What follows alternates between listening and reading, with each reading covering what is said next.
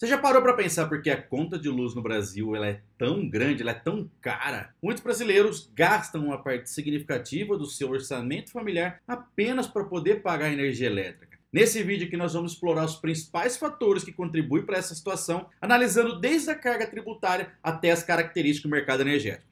Vem comigo. Fala galera, Matheus aqui. Todo mundo sabe que pagar a conta de energia é algo que a gente meio que é obrigado a fazer. Infelizmente, galera, a nossa conta de energia é uma das mais caras do mundo. E se você gosta desse tipo de conteúdo, gosta de entender o porquê que as coisas estão caras no Brasil, deixa o like pra mim, compartilha esse vídeo com aquela pessoa que fala que nós somos um país que tem a energia mais limpa do mundo, mas também ela não sabe o porquê também tem uma das mais caras. Mas um detalhe importante também desse vídeo que nós vamos falar aqui é que no meio do caminho nós vamos fazer uma análise interessante sobre a economista Emília, que soltou um vídeo por esses dias aqui sobre como esses fatores estão interligados no comportamento do mercado financeiro. Então, galera, se você gosta desse conteúdo, deixa o like pra mim, compartilha o vídeo, não te custa nada. Pra mim é muita diferença que você está fazendo. Beleza? Dá essa moral pra mim e vamos embora então pro nosso vídeo. Ah, um detalhe que eu tava esquecendo já. Se você quiser fazer uma renda extra, eu te dou o conselho de conhecer o curso do Cyberclass, o curso do Peter Jordan, um dos caras que mais sabe ganhar dinheiro na internet, um dos caras que praticamente foi um dos primeiros a conseguir escala dentro do mercado chamado internet. Dentro do Cyberclass, você vai conhecer mais de 35 cursos das diversas áreas, inclusive de canais dark, para você começar no YouTube, começar a fazer uma renda extra. O final do ano está chegando, todo mundo sabe que quer ter um Natal, um Ano Novo melhor, mais confortável com a sua família, ou então viajando. Essa aqui é a hora certa de você começar um canal no YouTube, porque com certeza canais dark ainda trazem dinheiro, ainda dá para você ganhar dinheiro. Por exemplo, esse vídeo aqui do Flávio Augusto tem mais de 180 mil views. E só esse vídeo, galera, me gerou mais de 125 dólares, conforme você tá vendo. Ou seja, pegando o dólar de hoje, cerca de 700 reais na mão, um único vídeo. Imagina que a gente não consegue fazer com diversos canais, que é o que a gente faz aqui. Temos mais de 5 canais no YouTube, todos eles gerando renda extra pra gente, sem precisar ter tanto trabalho assim. Então vai lá, conhece o curso, tem garantia também o curso dos caras, e direto os caras colocam cursos novos dentro da plataforma. Eu tenho certeza que você não vai se arrepender, dá uma olhadinha lá, o link tá aqui na descrição e também no comentário fixado. Mas antes da gente entrar de fato no porquê que é tão caro, eu quero deixar uma certa polêmica aqui pra gente bater um papo. E eu quero saber a sua opinião. Nós brasileiros adoramos falar que temos a energia mais limpa do mundo, correto? Tá, mas eu tenho que concordar em partes com isso. Eu, Matheus, como engenheiro agrônomo, também não posso deixar de lembrar que o principal método utilizado aqui no Brasil de geração de energia é sim eficiente, beleza. Mas, pessoal, também é um dos que mais tiveram impactos ambientais significativos, como, por exemplo, alteração de todo o ecossistema, porque você inunda toda uma área, animais morreram, vegetações foram devastadas e assim por diante. Outro ponto que nós temos, deslocação de comunidades locais e mudanças no fluxo natural dos rios. Esse é um ponto que a gente também tem que colocar. Hoje, de fato, ela é eficiente, sem dúvida, eu não tiro esse mérito. É até bonito a gente falar isso. Só que o estrago para chegar nisso também não foi pequeno. Ah, Matheus, mas não chega nem perto de uma termoelétrica. Ok, eu concordo que não chega perto da termoelétrica. Mas o estrago é grande também e a gente não pode só romantizar um lado. Você concorda comigo? Deixa nos comentários aqui pra gente bater um papo sobre isso. Pessoal, o primeiro ponto que eu vou falar para vocês aqui é a nossa alta carga tributária. Isso aqui é fato. Fala em tributo, capaz que o Haddad aparece aqui nesse vídeo para querer tributar a gente. É o quê? O Brasil ele é conhecido como ter uma das estruturas tributárias mais complexas do mundo. E isso impacta diretamente no custo da nossa energia. Galera, quase 30% do valor da conta de luz nossa é composta por impostos. Por exemplo, o ICMS, o PIS, o COFINS. Essa alta carga tributária não encarece apenas a energia, mas limita também a capacidade de muitas famílias de conseguir arcar com essas despesas. Em média, cara, cerca de 25% do orçamento familiar brasileiro é destinado só para poder pagar a conta de luz. Segundo ponto, dependência das hidrelétricas. O Brasil ele é muito dependente em relação a isso. Nós temos quase que dependência exclusiva de hidrelétricas para poder ter energia gerada no Brasil. Embora o Brasil tenha um potencial hidráulico enorme devido a todos os nossos rios e tudo mais, essa dependência torna o sistema muito vulnerável a crises hídricas. Olha a seca que está tendo no Brasil. Tirando, obviamente, tudo que aconteceu no sul, né? Durante esse período de seca, a capacidade de geração de energia, obviamente, ela cai. Ela é severamente comprometida, levando ao uso de fontes de energias mais caras, como, por exemplo, a termoelétrica, que eu até citei anteriormente, que depende, obviamente, do quê? De combustíveis fósseis. Terceiro ponto. Custo de geração, transmissão e distribuição. Galera, os custos de geração, transmissão e distribuição também desempenham um papel crucial na composição da sua conta de energia. Muitas vezes esses custos são meio que ocultos ali dos consumidores, mas representam uma parte significativa do que pagamos. Fora que as perdas técnicas durante a transmissão e as ineficiências no sistema de distribuição aumentam ainda mais esse custo. Quarto ponto que nós temos aqui são os encargos e subsídios. Isso aqui é um problema muito grande que nós temos. Vale a pena a gente mencionar que os encargos, em média, representam cerca de 15% da tarifa de energia. Esses encargos são, em grande parte, usados para cobrir os subsídios, que nem sempre são tão necessários assim. O governo, galera, simplesmente ele oferece subsídio a determinadas indústrias, a um nicho específico ali, para ajudar na sua sobrevivência. Mas isso acaba gerando o quê? Simplesmente o encarecimento para o nosso consumidor final.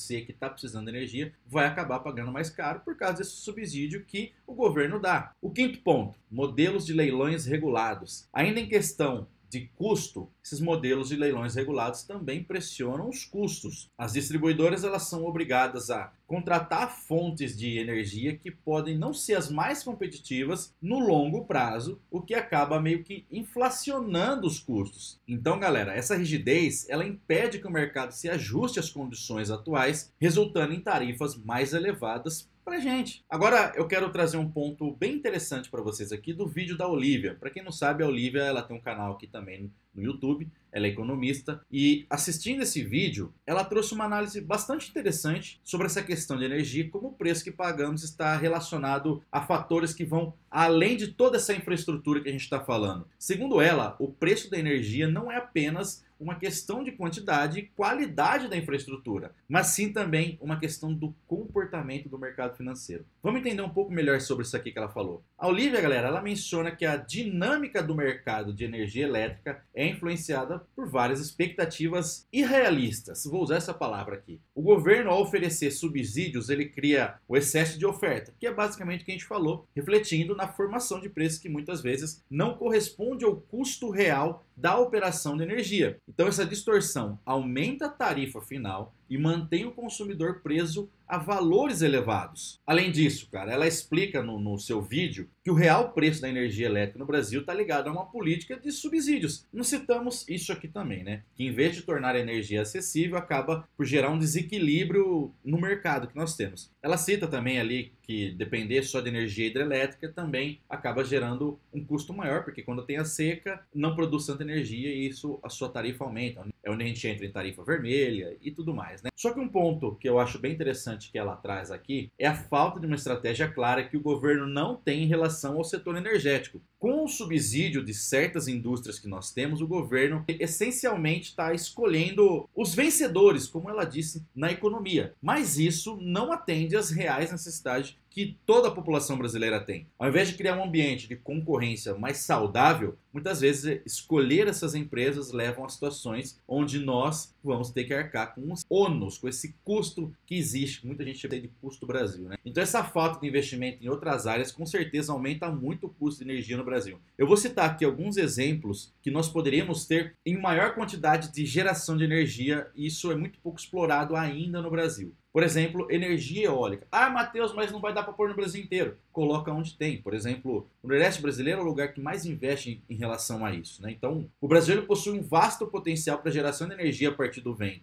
especialmente em regiões do Nordeste e do Sul do Brasil também, por incrível que pareça. Então, os parques eólicos, eles estão em expansão ainda no Brasil. Não é uma coisa que ainda é algo levado tão a sério pelo governo. E a energia eólica é uma das fontes que mais cresce ainda no Brasil, por incrível que pareça. Junto dela, a gente tem a energia fotovoltaica. Essa aqui são os tipos de energia que o povo brasileiro mais conhece, né? O Brasil ele tem uma alta incidência solar. Então, o Brasil ele tem as condições ideais para aproveitar a energia solar. Você vê o tanto que pipocou em casas que estão em construção, ou até mesmo pessoas que querem colocar para diminuir a sua conta de energia no Brasil nesses últimos anos. E as indústrias, né, e grandes usinas solares, elas poderiam aumentar significativamente a participação dessa fonte de matriz energética. Por exemplo, eu sei que tem muitos fazendeiros que estão fazendo isso pra caramba no Brasil, para poder diminuir um pouco o seu custo dentro da lavoura. Outro ponto que a gente poderia pensar aqui é a questão da biomassa. O país tem um potencial gigantesco de geração de energia a partir da biomassa, utilizando, por exemplo, resíduos agrícolas, florestal e também de origem animal. Por exemplo, galera, biocombustíveis como o etanol, da cana-de-açúcar mesmo, tá? Que o Brasil tem um potencial gigantesco em cima disso, eu posso falar até com uma certa propriedade, tá? Isso aqui também é uma alternativa muito importante. A galera que está no campo, eu diria que é quase que obrigatório ter isso em casa se você tiver animais, por exemplo, tá? Ou como falam os meus amigos, uma plantação de animal. A ideia do biocombustível aqui é uma ideia bem legal de se ter. Por exemplo, vamos citar, estou falando muito por exemplo, né? Mas é o seguinte, etanol, né? Vamos falar da cana-de-açúcar. O Brasil é um dos maiores produtores de etanol do mundo, utilizando a cana-de-açúcar como matéria-prima. Eu, como agrônomo, eu tenho o maior prazer em dizer isso. O etanol ele é usado como biocombustível para veículos, como aditivo para gasolina, reduzindo a emissão, que faz com que reduza a emissão de gases poluentes, né? Então, vamos pensar no bagaço de cana. Após a extração do açúcar ali, da famosa garapa, podemos falar assim, o bagaço da cana pode ser queimado em usinas para gerar eletricidade. As usinas, cara, elas são autossuficientes. Tudo que é gerado energia dentro da usina é gerado por ela mesma. Então esse processo ele aproveita o resíduo agrícola, transformando em energia e também diminuindo a dependência de fontes fósseis, de combustíveis fósseis. Fora o que dá para fazer o etanol de segunda, de terceira, de quarta geração, que eu posso explicar isso aqui num outro vídeo para vocês. Ah, uma coisa legal que eu lembrei aqui agora, cara. Tem um projeto que foi criado pela Unicamp e eu tenho quase certeza que o CTC de Campinas também faz parte.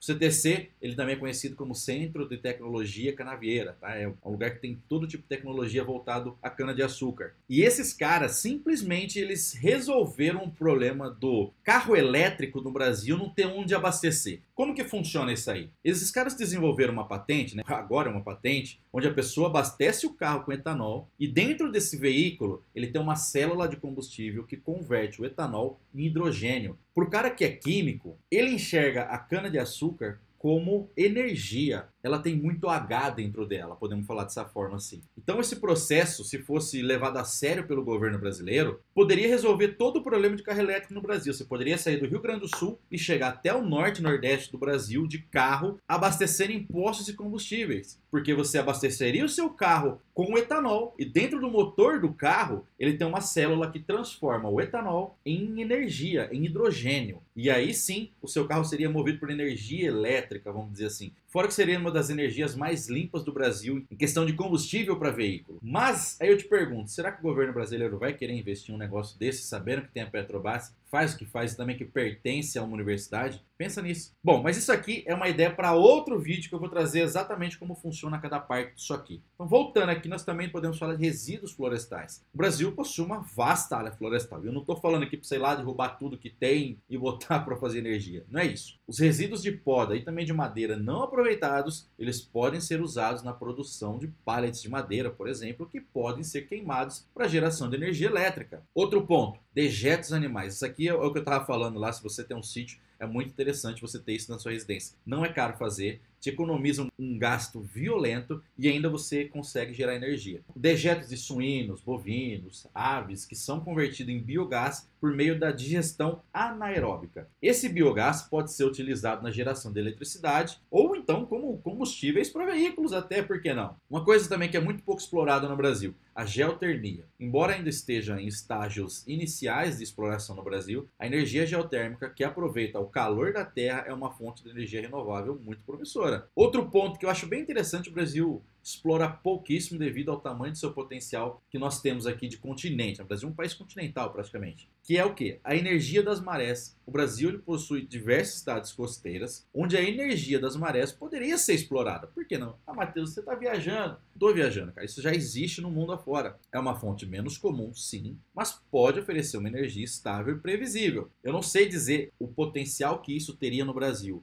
Acredito que seja um potencial grande. Posso até pesquisar para depois trazer em outro vídeo para vocês aqui. Um último ponto que eu gostaria de falar seria o de hidrogênio verde. Cara, esse desenvolvimento de tecnologia para produção de hidrogênio a partir de fontes renováveis é uma tendência crescente no Brasil. O Brasil pode explorar seu potencial em energias renováveis para essa produção. Então, eu vou te citar algum exemplo aqui, que é o projeto de hidrogênio verde em Pecém. O Ceará está desenvolvendo um grande projeto de hidrogênio verde no Complexo Industrial Portuário do Pecém. Esse projeto ele visa utilizar energia solar para produzir hidrogênio a partir da eletrólise da água. Então olha só onde a gente consegue chegar com tudo isso. Então galera, essas fontes elas não só demonstram o potencial do Brasil em diversificar a matriz energética, mas também contribuem para a redução das emissões de carbono e também o desenvolvimento sustentável nosso. Imagina se a gente consegue ter energia gerada a partir de ondas. Embora essa tecnologia ainda está em desenvolvimento, porque eu já vi alguns projetos em relação a isso, a energia das ondas é uma fonte muito promissora que poderia ser explorada em toda a costa brasileira. Então investir em fontes de energia limpa não só ajudaria a diversificar toda a energia no Brasil, mas também aumentaria a segurança energética, reduziria a dependência de fontes fósseis e promover também um desenvolvimento mais sustentável.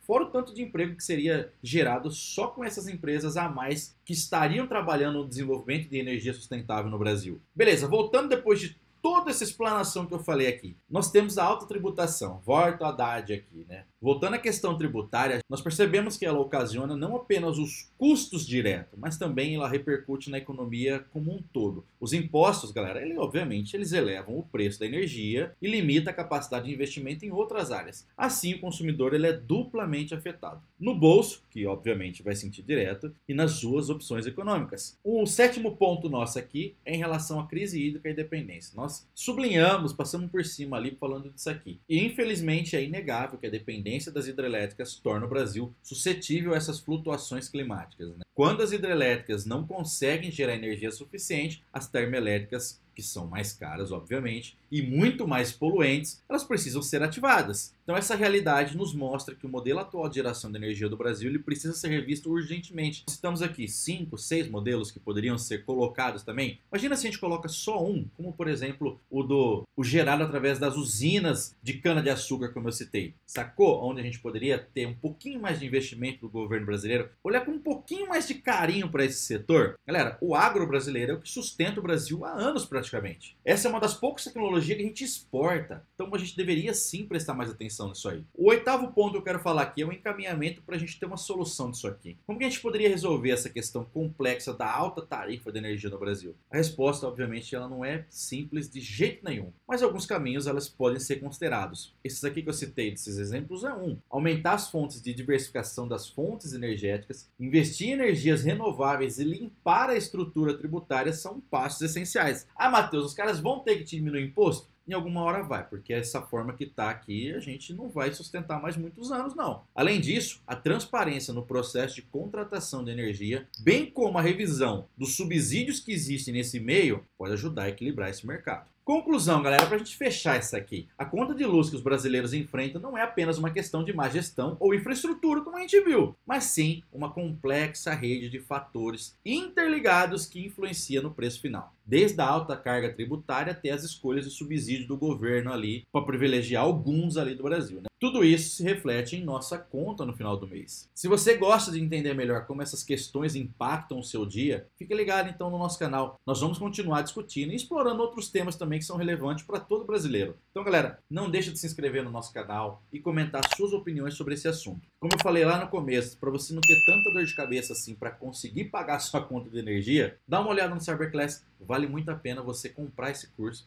fazer esse curso que vai ser uma mudança na sua vida para você conseguir ter uma renda extra. Final do ano tá aí, cara. Dá uma olhada então nesse vídeo aqui que fala sobre por que os nossos carros estão tão caros no Brasil e dá uma olhada também nesse outro vídeo aqui onde a gente mostra como fazer 10 mil reais até dezembro. Se você tá curioso, dá uma olhada nesses dois vídeos aqui que vão te ajudar muito. Beleza, galera? Tamo junto, até o próximo vídeo e fui!